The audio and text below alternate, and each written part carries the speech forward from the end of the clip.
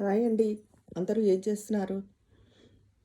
అయితే పిల్లలతో అంతా బెంగే గదండీ! అంతా బాధే. ఎందుకంటారా? పిల్లలు చదువుకుంటున్నప్పుడు వాళ్ళు సెటిల్ అవ్వాలి బాగా అన్నదొక బాధ. ఆడపిల్లకి మంచి సంబంధం అవ్వాలన్న ఒక బెంగ. అబ్బాయి మంచి ఉద్యోగం తెచ్చుకోవాలని బెంగ. తర్వాత పెళ్ళిళ్ళ గురించి బెంగ. పెళ్ళిళ్ళు అయిపోయిన తర్వాత వాళ్ళొస్తారు మన దగ్గరికి. పండగల వాళ్ళ జీవితాలు పెళ్ళిళ్ళు అయిపోతాయి. ఎవరి జీవితాలు వాళ్ళే, ఎవరి ఉద్యోగాలు వాళ్ళు చేసుకుంటూ ఉంటారు.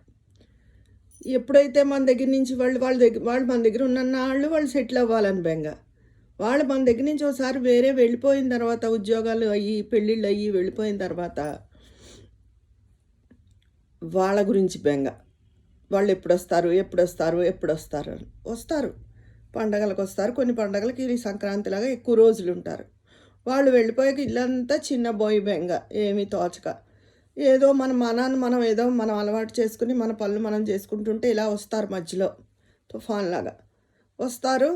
కాసేపు మనని హ్యాపీగా ఉంచుతారు. అంతే వెళ్ళిపోతారు. తుఫాన్ వచ్చి వెళ్ళిపోయాక ఎలా ఉంటుంది? ప్రశాంతత ఉంటుందా? ఉండదు కదా! అలాగే మనసంతా అల్లకల్లోలంగా ఉంటుంది. అయ్యో!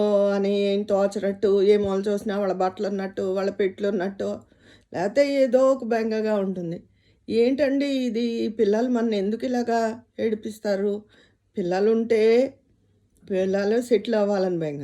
వాళ్ళు సెటిల్ అయిపోతే మన దగ్గర లేరని బెంగ. ఇంకెప్పుడు అలా బెంగైనా మనమే మారాలి కదా! డైవర్ట్ చేసుకోవాలి మనమే. అవుననుకోండి. కానీ అనిపిస్తుంది కదా!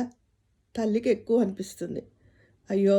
ఇల్లు చిన్నపోయిందే ఇలా అని. తండ్రులకి అనిపిస్తుంది. మా వారు అంటారు, అయ్యో! ఇల్లు బోసిపోయింది.